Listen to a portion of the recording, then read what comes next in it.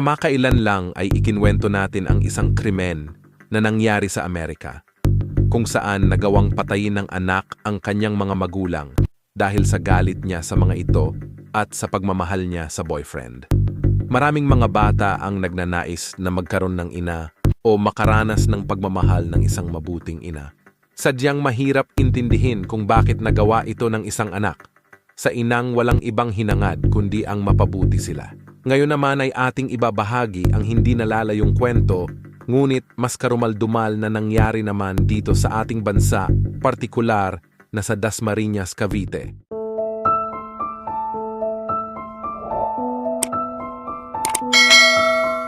Siya si Maria Evelyn Wong Sayos. Ipinanganak noong August 8, 1964, larawan ng isang mabuti at dakilang magulang na tumayong ama't ina sa kanyang dalawang anak. Nagtrabaho siya bilang assistant manager sa isang company sa Sucat, Parañaque. Una siyang nagkaroon ng karelasyon noon kung saan ang kanilang pagmamahalan ay nagbunga ng isang lalaki na itatago natin sa pangalang Johnny. Matapos siyang mawalay sa ama ng kanyang panganay, ay muli siyang nakatagpo ng bagong pag-ibig. Nagpakasal sila at biniyayaan ng isang anak na babae na pinangalanang Joanna Marie. Tahimik silang nanirahan sa Barangay Agustin 3, Dasmariñas, Cavite, bilang isang masaya at buong pamilya. Kahit magkaiba ang ama ni na Joanna at Johnny, ay hindi ito naging hadlang para magkasundo sila at maging maayos ang kanilang relasyon bilang magkapatid. Matapos ang ilang taon ay hindi nagkaroon ng forever sa buhay pag-ibig ni Ginang Maria Evelyn dahil sa pangalawang beses ay muli siyang nasaktan. Ngunit ang sakit ay dulot ng maagang pagkamatay ng kanyang asawa noong 2011. Mag-isa niyang pinalaki ang kanyang dalawang anak. Bagamat kinakaya niyang suportahan ang mga ito dahil may trabaho naman siya, ay iba pa rin ang may katuwang at gumagabay bilang ama sa mga ito. Gayunpaman, life must go on ika nga hanggang sa patuloy niyang pinag-aral ang mga anak. Si Johnny noon ay nasa college na samantalang ang kapatid ay nasa high school pa lamang. Habang nag-aaral siya ay nakilala niya si Ronald James Ruby. Niligawan siya nito na kanya namang sinagot kalaunan. Sa kabila ng mga pangaral at pagsusumikap ng kanyang ina na mapagtapos sila at magkaroon ng magandang kinabukasan, ay tila nabaliwala ni Joanna Marie. Dahil noong taong 2014, sa edad niyang 16, ay maaga siyang nabuntis ng kanyang nobyo na noon ay wala pa ring trabaho. Bilang isang ina ay labis na nasaktan at naiyak si Maria Evelyn, pero nangibabaw pa rin ang pagiging ina niya dahil likas na mapagpasensya ang isang ina at anumang pagkakamali o kasalanan ng kanyang mga anak ay hindi nila ito kayang tiisin. Para maging maayos ang pagbubuntis ng kanyang anak ay malugod na tinanggap at pinatira niya ito sa bahay kasama ang nobyong si Ronald James Ruby, na itinuring din ni Maria Evelyn bilang isang anak. Naging maayos din noong una ang pakitungo ni Ronald James sa ginang, maging kay Johnny ay kuya na rin ang kanyang tawag. Hanggang sa nanganak na si Joanna Marie ay tuloy pa rin ang tulong pinansyal, moral at iba pang aspeto para sa anak niya at apo. Naging ganito ang buhay nila sa loob ng tahanan sa halos 1 taon nilang pagsasama. Katagalan ay nagkaroon ng mga konting pagbabago dahil may mga araw na madalas ay nagkakaroon na rin ng di pagkakaunawaan na normal lang naman sa isang pamilya. Napapansin na din ng ginang na inaasa na lang ng magkasintahan ang halos lahat ng obligasyon at gastusin sa bahay.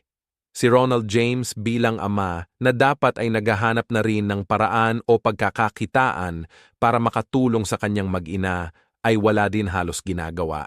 Dahil dito ay nakakarinig sila ng mga pangaral at pagpapaalala mula sa kanilang ina, na minsan pa nga ay nasasagot pa nila kaya nagkakaroon ng konting diskusyon.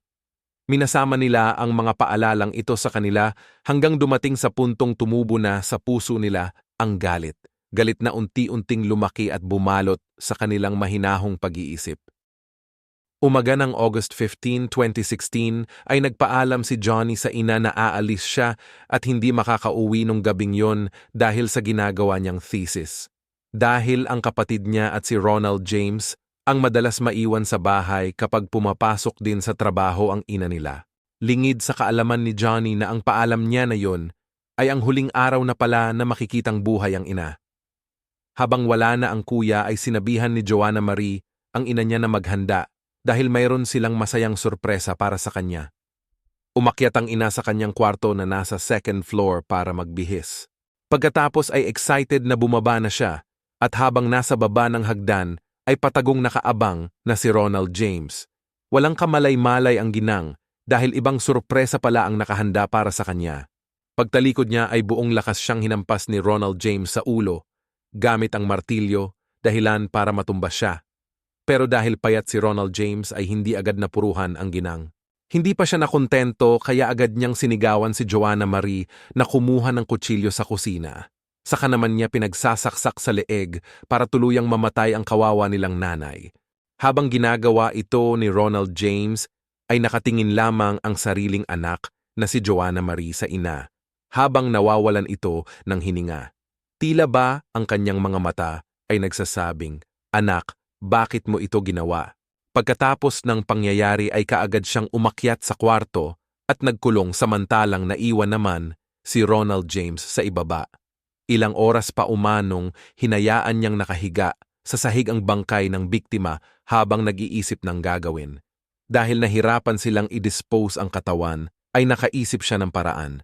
Hinila niya ang wala ng buhay na katawan ni Evelyn sa kadinala sa likod ng bahay. Nag-order siya ng buhangin sa kasemento at pagdating ay inilagay niya sa ibabaw ng sirang septic tank ang katawan ni Maria Evelyn kasama ang kanyang ID, ATM, passbook at pasaporte. Tanghaling tapat ay sinimulan niyang tabunan ng hinalong semento ang katawan ng biktima. Pagkatapos ng nangyari ay niligpit nila ang kalat at nilinis lahat ang mga dugo at ebidensya. Bagamat kabado ng husto ang magkasintahan, ay inilaan nila ang mga oras habang wala pa ang kuyang si Johnny para makaisip sila ng dahilan na sasabihin sa kanya. Noong alas 7 ng gabi ng August 16, 2016 ay umuwi ng bahay si Johnny. Una niyang hinanap ang inang si Maria Evelyn, ngunit sinabi ni Joanna Marie na umalis ang mama nila papuntang Singapore kasama ang 3 high school batch niya na nakasakay sa SUV. Ipinagtaka ito ni Johnny dahil biglaan ang naging biyahe ng ina at wala siyang nababanggit nung mga nakaraang araw tungkol dito. Gayunpaman, kahit na nabigla, ay pinaniwalaan na lang niya ito. Para lalong hindi mahalata ang dalawa, ay gumawa sila ng peking messenger account ng inang si Maria Evelyn. Dito'y nag-chat sila kay Johnny para pagmukhain na ang ina ang kachat niya. Nung matapos ang birthday niya ay bumati pa ang peking messenger account ng inang si Maria Evelyn na ginagamit ni Joanna Marie. Sinubukan pang mag-video call ni Johnny para sana makita ang ina niya pero hindi sinagot ang kanyang tawag. Ngunit ang message na yon ay hindi na nasundan pa kahit kailan. Dito na nag-alala lalo si Johnny kaya muli niyang tinanong ang kapatid. Sinabi naman ni Joanna, "Kuya, wag na nating hanapin si Mama. Kung nasan man siya ngayon sigurado ay masaya na siya." Kinutuban siya dahil pakiramdam niya ay may mali o may hindi normal sa mga sagot ng kapatid niya. Dahil dito ay hinanap niya ang mga kaibigan ng kanyang ina na sinabing kasama niyang pumunta ng Singapore. Para kumpirmahin kung nakasama nga nila ang ina. Nakausap niya ang mga ito at nakumpirma sa kanila na hindi sila nagkasama ng kanyang ina. Mula noon ay talagang wala na silang balita kay Maria Evelyn. Kaya noong June 2018 ay nag-file na siya ng formal na missing person report. Pero wala pa rin siyang naging balita sa ina.